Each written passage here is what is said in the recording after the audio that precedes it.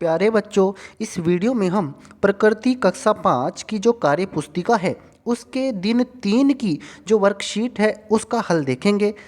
यहाँ पर आपको पुनरावर्तन में पत्तियों के प्रकार इस पर संबंधित प्रश्न पूछे गए हैं। सबसे पहला हमारा प्रश्न है, निम्नलिखित प्रश्नों के उत्तर लिखिए। निम्न में से कौन सी पत्ती में समांतर शिराएं हैं?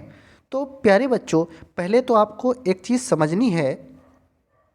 जो हमारी पत्तियां होती हैं, कुछ पत्तियों में तो जालीनुमा शिराएं पाई जाती हैं। शिराएं आप एक तरह से समझ लीजिए कि ये पतली पतली सी छोटी छोटी सी नलियां हैं, ऐसे समझ लीजिए। तो कुछ पत्तियों में जालीनुमा शिराएं पाई जाती हैं और कुछ पत्ते ऐसे हैं, जैसे केले का पत्ता है। केले के पत्ते में जो शिराएं होती हैं वो समांतर शिराएं होती हैं। तो ये यहाँ पर आपको केले का पत्ता ही दिखाया गया है, तो इसी में समांतर शिराएं हैं, तो इसका उत्तर ब सही होगा। देखते हैं अगले प्रश्न को।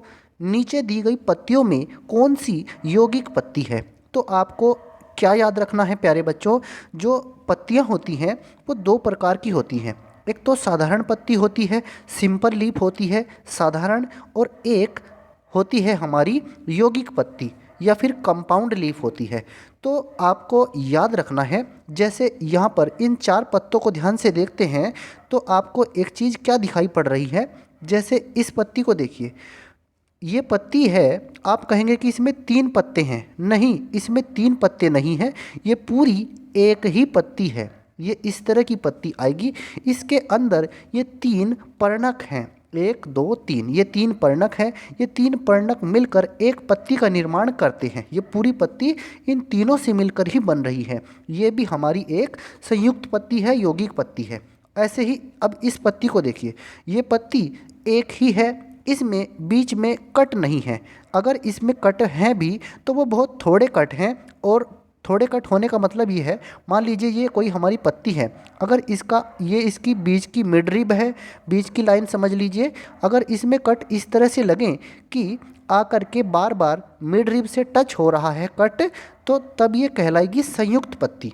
तो ऐसा इस पत्ती में नहीं है, इसमें कट लगे हैं लेकिन कट बहुत छोटे हैं, तो ये जो है एक साधारण पत्ती है। अब इसको देखिए, ये एक पूरी पत्ती है, यहाँ से ये एक पूरी पत्ती का निर्माण करेगी ऐसे। इस पत्ती में छोटी छोटी ये बहुत सारी पर्णक हैं, तो ये भी एक संयुक्त पत्ती है, यौगिक पत्ती है। ऐसे ही इसको देखिए, ये भी एक यौगिक पत्ती है। इसमें देखिए आप, इसमें ये एक पूरी पत्ती है, यहाँ से इस तरह से करके ये एक पूरी पत्ती है, यूँ समझ लीजिए।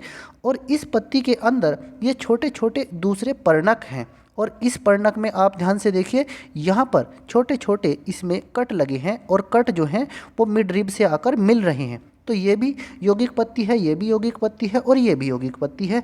इसमें ये साधारण पत्ती है। यहाँ पर पूछा गया है कि यौगिक पत्ती कौन सी है? ये तीनों यौगिक पत्ती हैं। अब बढ़ते हैं अपने अगले प्रश्न की तरफ। प्रश्न 3 है, नीचे चित्र में दी गई पत्तियों को आरती, सुषमा और पायल दो समूहों में वर्गीकृत करते हैं। तो बताइए, निम्न विकल्पों में से किसने सही तरीके से वर्गीकृत किया है? तो हमें ये बताना है कि किसने सही तरीके से वर्गीकृत किया है। अब देखते हैं इनके वर्गीकरण को। वर्गीकरण इन्होंने किया कैसे है। यहाँ पर पत्तियों के दो समूह हमें दिए गए हैं, समूह 1, समूह 2। आरती क्या करती है? समूह 1 में रखती हैं खुरदुरी सतह वाली पत्ती, और समूह 2 में रखती हैं चिकनी सतह वाली पत्ती। दूसरा देखिए, सुषमा क्या करती है?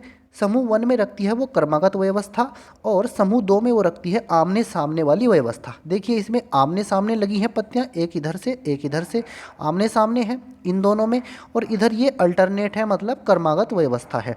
तो सुषमा ऐसे करती है। पायल क्या करती है? समूह 1 में धारदार किनारा रखती है। धारदार का मतलब समझ लीजिए इनका किनारा नुकीला है, तो ये धारदार किनारा है। और समूह 2 में वो सपाट किनारा रखती है, मतलब जो आगे से थोड़ा सा नुकीला नहीं है, तो वो सपाट किनारा है। तो अब ध्यान से देखिए, जो इन तीनों की व्यवस्था है, हमें ये बताना है कि किसने सही व्यवस्था की है। तो आरती, पायल, सुषमा, इन तीनों ने सही व्यवस्था की है, जैसा इन्होंने बताया है बिल्कुल ऐसा ही क्रम सही है। तो इसमें उपरोक्त सभी तरीकों से वर्गीकृत कर सकते हैं, ये इसका विकल्प द सही है। देखते हैं प्रश्न 4 को। इस प्रश्न में हमें क्या करना है, नीचे कुछ पत्तियों के चित्र दिए गए हैं। जिसका अवलोकन 3 बच्चों द्वारा किया गया है। तो बताइए किस बच्चे का अवलोकन सही है। सुनीता क्या करती है, सभी पत्तियों में शिरा होती हैं। ये बात तो बिल्कुल सही है, सभी पत्तियों में शिरा होती है। अंकित, सभी पत्तियों का आकार समान होता है। सभी पत्तियों का आकार समान नहीं होता है, ये बात गलत है। रोजी, पत्तियों को उनके शीर्ष के आधार पर वर्गीकृत किया जा सकता है। पत्तियों को उनके शीर्ष के आधार पर भी वर्गीकृत किया जा सकता है। तो यहाँ पर हम एक तरह से देखें, सुनीता की बात सही है और रोजी की बात भी सही है, तो विकल्प इसमें सही है इसका उत्तर। तो प्यारे बच्चों, इस वीडियो में हमने प्रकृति कक्षा 5 की जो कार्य पुस्तिका है उसके दिवस 3 की जो वर्कशीट है उसका सॉल्यूशन देखा है। अगर आपको यह वीडियो अच्छा लगा है तो इसको लाइक कीजिए, शेयर कीजिए। धन्यवाद प्यारे बच्चों।